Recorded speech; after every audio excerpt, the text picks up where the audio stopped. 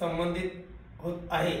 रस्त्यावर वाढदिवस साजरे करून दहशत माजवणारे व्हिडिओ इंस्टाग्रामवर टाकलो होतो, त्याकरिता कोल्हापूर LCB वाल्याने आम्हाला बोलावून चांगलीच समज दिली आहे।